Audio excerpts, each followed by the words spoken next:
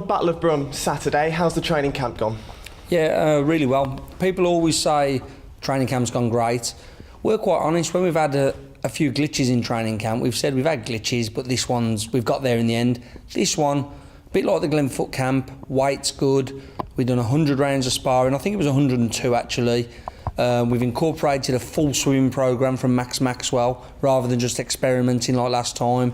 Training camp couldn't have gone better. Really, really good. And we're on the home run now, just sharpening up. And from a trainer's perspective, do you try and incorporate something new in every training camp? We will experiment with something like we did with the swimming last time. We've changed the runs slightly this time because you've got to keep training so tedious and hard. You've got to keep it fresh. You've got to keep it a challenge rather than just a grind. So we do try to, but we don't go too far from a winning formula. So we'll kind of extend some or make something a bit tougher. Or like the swimming, we'll experiment in one camp, and when we find it to be beneficial, we'll incorporate it into the next camp.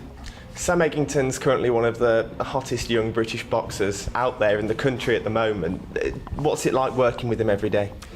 You know, as in any training camp, it can have its ups and downs. Sam's very easy to work with because he's so relaxed, so laid back, and he's got a good sense of humour. And he's in a gym with a lot of lads where they all bounce off each other, but it's tough. He's working, grinding himself to the bone. You have occasional moans and things like that, but you learn to put up with it, you know. Every boxer you work with, when they get to a good level, they moan and it's tough, so it's not a big deal. But no, it's good fun and it's rewarding seeing him improve.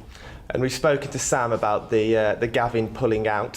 What are your thoughts on that? We try and cover every angle. As you could see on the Sky promo and some of the other stuff, we were sparring with Orthodox once a week at least anyway. Nothing surprises us in boxing, especially when you box all over the country, on the road, in different places. So it hasn't fazed us too much. And the good thing was, for the fan, it's probably a visually more exciting fight against Dale Evans, a short, stocky puncher who loves to fight. So for the fan, they're going to see not so much of a chess match and a clever thing. They're going to see a proper fight. So we're ready. Sam's ready. Not a big deal. Dale Evans has beaten Sam in prize fighter before. Has that concerned you at all?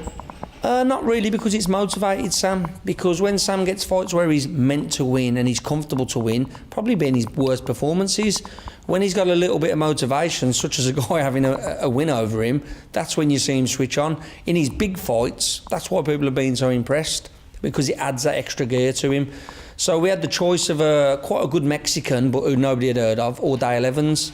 The Mexican had more points on BoxRec than Dale Evans. He had a better record, but Sam wouldn't have been as motivated, and it might have been a case of him not performing as well as he could. I know with Dale Evans, you're going to see 100% sharp Sam Eggington in there, so I'm happy with that. And Birmingham fight again. How exciting is it for you as a trainer to be fighting in your hometown? It's great because Sam being on the show has opened the doors for some of our other prospects. And we've got 5 other lads on the show. We've got Jordan Cook, Dan Breeze, Corey Gibbs, Carl Wiggins in a big title fight. Craig Cunningham was in a big title fight until Lennox Clark got a cold or, you know, another. Again, no, we just deal with pull-outs. Craig is still on the show against a tough kid. So all these lads now, like Sam earlier on, are having a chance to go in front of the TV cameras, a chance to impress people watching who wouldn't see him usually. Got to be exciting for the gym and for Birmingham boxing.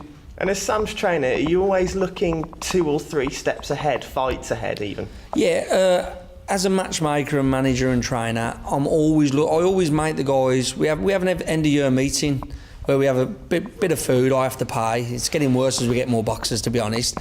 But we don't just have a bit of food and a bit of fun. We sit down, myself and Paul Coonan and Louis Coonan, and we write up their kind of yearly reports, a bit like school teachers, and we go through what they've done, where they've achieved, where they've got better, and what we expect of the next year. So we've always got a plan, because a boxer who hasn't got a plan is someone who's either going to retire or lose a silly fight. They've got to have an idea of where they're going, from the guys having one fight to the guys boxing live on Sky. You've got to have an idea of where you're going and where you're going to be. So yeah, we have that in place with all our lads, to be honest. Sam's top of the bill for the Battle of Brum. This is a new experience for him, but it's only good for him, isn't it? Oh, it's great, and to be fair, if you look at when Sam's been on Sky, even when he's not top of the bill, without blowing too much smoke up his arse, but he's always the one who people talk about afterwards. When he beat Denton Vassell, everyone was talking about him. When he done the job on Shane Singleton, he wasn't top of the bill in all of them, everyone was talking about him. Glenn Foote, there was a great world title fight on the bill. Everyone was talking about how well Sam boxed. So even when he's not top of the bill, he ends up being talked about. So, you know, we'll take it in our stride. He'll do his job, and then we'll hopefully move on to the next fight and the next challenge and be ready to go. And with this buzz around Sam, some fighters are already starting to call him out, especially with the belts that he already has. That'll be a new experience for him as well, won't it? Yeah, we had a guy from London write an open letter on all the forums, which, you know, basically was hilarious. And the same guy was meant to be fighting Dale Evans. Dale Evans is a warrior and he's a gentleman. So when we had the choice of opponents, guess who never got the call? The guy writing silly open letters. Because I said to Sam wanted to fight him straight away with his open letter insultingly. But I said to Sam, if you fight that guy, you're going to have 20 open letters tomorrow from all over the Commonwealth. People thinking I can get a fight that I don't deserve by writing a few insults in a letter. I says, fight the guys who deserve it, people who do their talking with their fists. Guys like Dale Evans, fight anyone, anywhere, got the warrior code. And that's the guy that we want to fight, the guys that we want to, if we can give a shot to, that's who we'll give a shot to. And I know it might be a long way in the future yet, but have you got world title aspirations with Sam? Do you know, it's crazy because we don't talk about it, but every time we have a meeting with Barry Hearn, he talks about it. And we've kind of learnt with Barry Hearn that when we first sat down over a year ago, he said some stuff, and on the car on the way back, we was like, well, that was good, but that's ridiculous, that's not going to happen. And everything he said has happened. British, Commonwealth, WBC International, world ranking, top of the bill on Sky. He said all that stuff over a year ago, and we was kind of like, thanks for saying it, but we don't believe it. So now when he's talking about going to Vegas and it's his job to get Sam in world title fights, even though we're like, that sounds crazy, we're like, well, when Barry Hearn speaks, you listen, it's as simple as that, because he doesn't get it wrong very often. So who knows what the future holds. He's 21. Look at our current world champions and look at them at 21. They wasn't doing what he's doing, yet with progression, they've got to be world champions. So with the right progression, with Matchroom behind Sam, who's to say that he won't be in the same spot at 25, 26 like the guys are now? And finally, hopefully Sam will be getting an early night on Friday night before the fight. What does a trainer do on the evening before a big fight?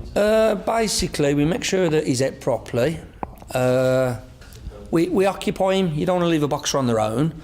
So we might go and catch a film, or we might sit in the hotel, just have a chat. Not even about the fight, just in general, just keep his spirits high. And then, yeah, we make sure, you know, Sam's got a routine where he likes to Skype his kids, still reading the story good night. So he does that, and once that's done, I know, right, we've got about a couple of hours now. So when he's done that, I'll make sure that 2 hours later, he's in his room, relaxed, getting ready, resting, but he listens, and he's not one that you have to tell twice to do stuff like that. So it's quite easy to work, and that'll be the job, getting him fed, relaxed, into bed early, ready to do his job.